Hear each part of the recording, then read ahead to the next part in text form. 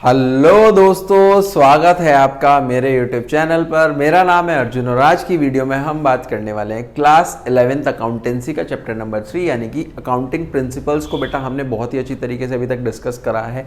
Half portion हम कर चुके हैं, रिमेनिंग हाफ चैप्टर आज हम अपनी वीडियो में कंप्लीट करने वाले हैं। तो चलिए फिर जल्दी से स्टार्ट करते हैं और वीडियो को लास्ट तक ज़रूर देखना।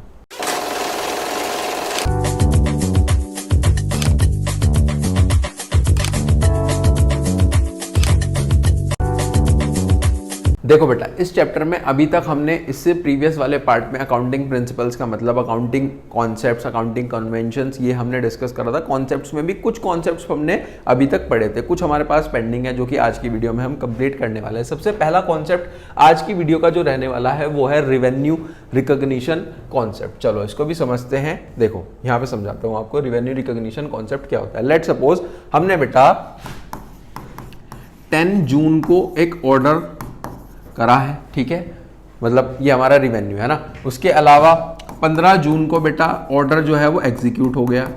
एग्जीक्यूट होने का मतलब क्या होता है? एग्जीक्यूट होने का मतलब होता है कि ओनरशिप ट्रांसफर हो गई। एग्जीक्यूट हुआ, एग्जीक्यूट होने का मतलब क्या है कि जो हमारी ओनरशिप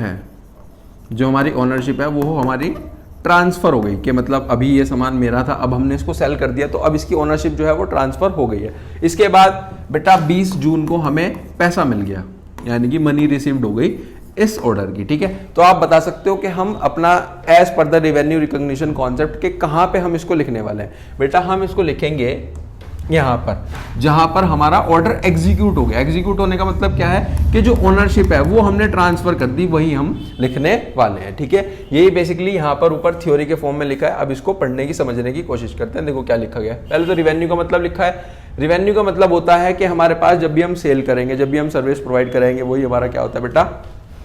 रिवेन्यू होता है। रिवेन्यू वो अमाउंट होता है जो कि हम कैपिटल में ऐड करते हैं। ये हमारा रिजल्ट भी होता है, जो भी हमारी बिजनेस ऑपरेशन है, बिजनेस एक्टिविटीज है, उसका हमारा रिजल्ट भी होता है। जब हम सेल करते हैं वो हमारा रिवेन्यू होता है, ठीक है। रिवेन्यू रिकॉग्निशन क्या कहता है? रिवेन्यू रिकॉग्निशन डिटरमाइन करता है टाइम और अ पर्टिकुलर पीरियड है जिसमें रिवेन्यू हमारा रियलाइज्ड होता है। अब वो रिवेन्यू कब रियलाइज्ड होगा? वो रियलाइज्ड होगा जैसे टाइटल या फिर ओनरशिप, जो भी हमारी ओनरशिप है, जो भी हमारी गुड्स की टाइटल है, वो बेसिकली जैसे ही ट्रांसफर होती है, ठीक है। इसके अंदर यही आ जाता है। फिर उसके बाद आगे भी लिखा गया है, it should be remembered that the recognition is not related with the receipt of cash. बेटा इससे कैश का कोई भी लेना देना नहीं है कि जब भी हमारा कैश मिले ना मिले तब हम इसको नहीं लिखेंगे। जैसे ही हमारी ओनरशिप ट्रांसफर हो गई तब हम इसको लिखेंगे, ठीक है। आगे चले, आगे लिखा है revenue in case of income. Income के केस में जैसे कि हमारा रेंट है, इंटरेस्ट है, कमीशन है, इसमें कैसे करेंगे? इसमें तो हमारी ओनरशिप नहीं ट्रांसफर हो रही ना, इसमें हम कैसे करेंगे? इसमें हम करते हैं बेटा टाइम के बेसिस पे। जैसे कि एग्जांपल के तौर पे अगर मैं आपको कहूं कि हमारा रेंट है, 1 महीने का रेंट है मार्च 2023 का, और जो वो रिसीव हुआ अप्रैल 2023 में, तो हम उसे कब का लिखने वाले हैं? हम उसे लिखेंगे बेटा 2023 का ही, ठीक है। इसी तरीके से अगर कोई एडवांस रिसीव हुआ है अगेंस्ट सेल, वो भी रिकॉर्ड नहीं होगा। उसके अलावा क्रेडिट सेल हुई है, उसे हम रिवेन्यू मानेंगे उस डे का जिस पे हमारी सेल हुई है, ठीक है, जिसको हम डबल एंट्री सिस्टम भी बोलते हैं। ये इसके अंदर लिखा गया है। फिर इसके बाद बेटा आ जाता है हमारे पास मैचिंग कॉन्सेप्ट। मैचिंग कॉन्सेप्ट भी देखो, आपको थ्योरी से पहले मैं आपको ऐसे ही समझा देता हूं कि लेट सपोज आपने बेटा 10 मोबाइल खरीदे और एक मोबाइल हमारे पास बेटा 10,000 का है। तो कितने का हो गया हमारे पास मोबाइल? ये हो गया 1 2 3 4 5, 1 लाख का। अब इसमें से आपने 5 मोबाइल, ये बेसिकली आपका एक्सपेंस हो गया है ना जब आपने खरीदे। अब इसमें से आप सेल कर रहे हो, यानी कि सेल करोगे तो आपका इनकम होगी, ठीक है। इनकम कैसे हुई है कि आपने 5 मोबाइल बेच दिए और एक मोबाइल आपने बेटा 15,000 का बेचा। तो कितने हो गए? ये हो गए हमारे पास बेसिकली 75,000। तो अगर कोई यहां से देखे और कहे कि हमने बेटा 1 लाख का सामान खरीदा और 75 का वो हमारे पास बिका है, तो यानी कि 25,000 का लॉस हो गया। 25,000 का लॉस हो गया। क्या ये चीज सही है?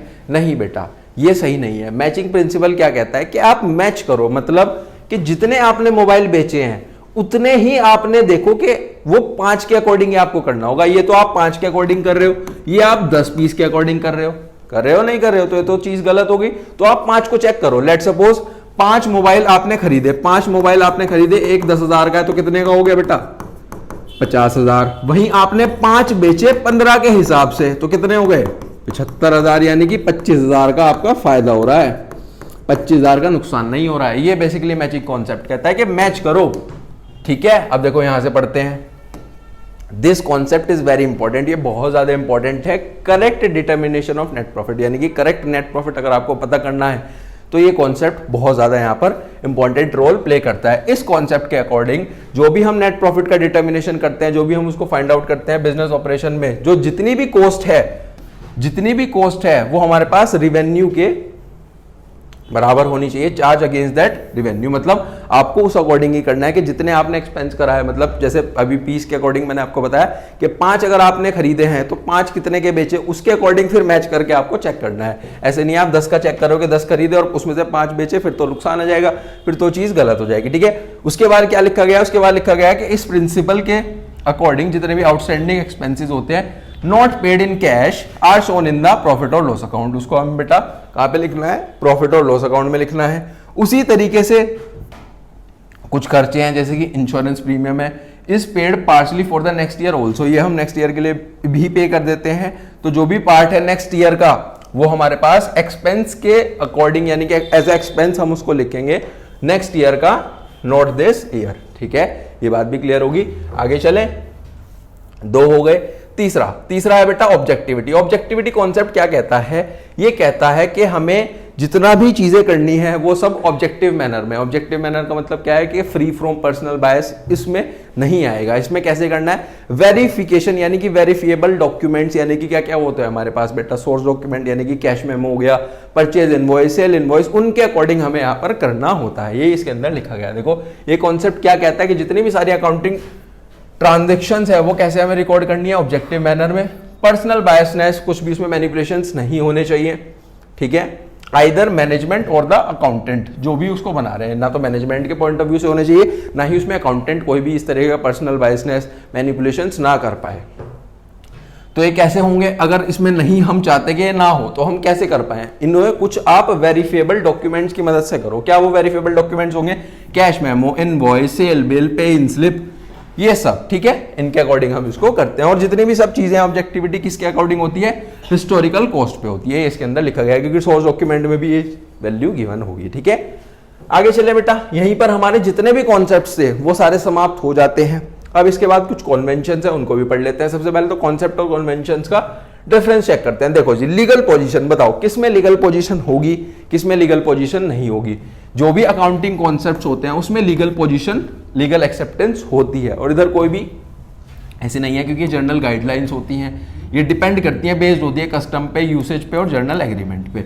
ठीक है ना, जितने भी हमारे कॉन्सेप्ट्स होते हैं ये बेटा अजम्पशंस हैं, यानी कि इसको हम एज्यूम करके चलते हैं कि ये तो चीजें लगेंगी ही लगेंगी। और यहाँ पर जितने भी कॉन्वेंशंस हैं उसमें ऐसा कुछ नहीं होता है। ठीक है, वो डिपेंड करती है हमारी बेसिकली वैल्यूज पे, है ना। आगे चलते हैं, जितनी भी हमारी रिकॉर्डिंग होगी, रिकॉर्डिंग वर्सेस फाइनेंशियल स्टेटमेंट को पढ़ते हैं। देखो, accounting concepts are the basic assumptions होते हैं जिसमें on the basis of which transactions are recorded and accounts are made. ये बेसिकली अभी बताया कि कॉन्सेप्ट्स का जो दूसरा नाम है वो अजम्पशंस भी हैं। ये बेसिकली अजम्पशंस है जिनकी मदद से हम ट्रांजेक्शंस को रिकॉर्ड करते हैं, अकाउंट्स को बनाते हैं, और इधर वो फॉलो होते हैं सिर्फ और सिर्फ हमारे पास प्रॉफिट और लॉस अकाउंट बनाने में और बेटा बैलेंस शीट बनाने में। ठीक है, इधर चलो, they are the uniform set of rules. Significance में आ जाता है कि हमारे पास यूनिफॉर्म सेट्स ऑफ रूल्स हैं जो कि हमारे पास फॉलो करा जाते हैं ट्रांजैक्शंस को रिकॉर्ड करने में। उधर आ जाओ, ये इतने कुछ खास इंपॉर्टेंट नहीं होते हैं। ठीक है, पर role of personal, there is no rule of personal judgement. यहां पर कोई भी ऐसा पर्सनल जजमेंट नहीं होता है,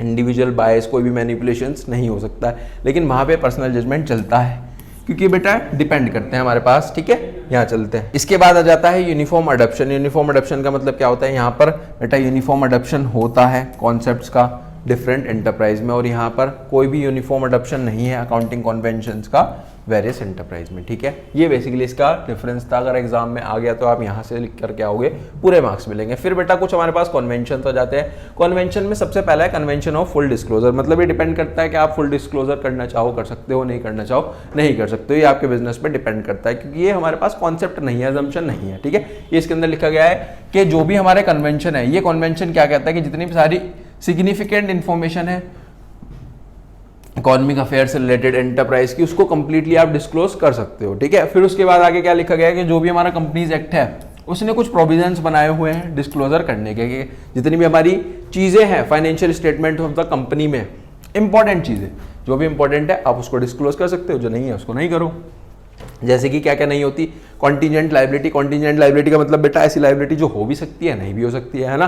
फिर उसके बाद कोई भी हमारे पास चेंज हुआ है मेथड में वैल्यूएशन ऑफ स्टॉक में, वो भी आप नहीं कर सकते हो, नहीं भी कर सकते हो। Market value of investment should be given by the way of footnote, ठीक है। ये बेसिकली इसके अंदर आ जाता है। फिर उसके बाद बेटा नेक्स्ट है मेटीरियलिटी। मेटीरियलिटी का मतलब क्या होता है? मेटीरियलिटी का मतलब होता है कि ये कन्वेंशन एक्सेप्शन है बेटा। एक्सेप्शन किसका है? जो भी अभी हमने फुल डिस्क्लोजर पढ़ा। फुल डिस्क्लोजर में क्या लिखा था कि आप डिस्क्लोज कर दो। यहाँ पे क्या लिखा गया है? इस कन्वेंशन में लिखा गया है जो भी हमारे पास चीजें हैं, इनसिग्निफिकेंट इफेक्ट है या फिर इररिलेवेंट है, उसको आप नहीं डिस्क्लोज करो। ये बेसिकली इसके अंदर लिखा गया है और कुछ नहीं है, ठीक है। फिर उसके बाद इसके बाद आ जाता है कन्वेंशन ऑफ कंजर्वेटिज्म और प्रूडेंस, लास्ट है।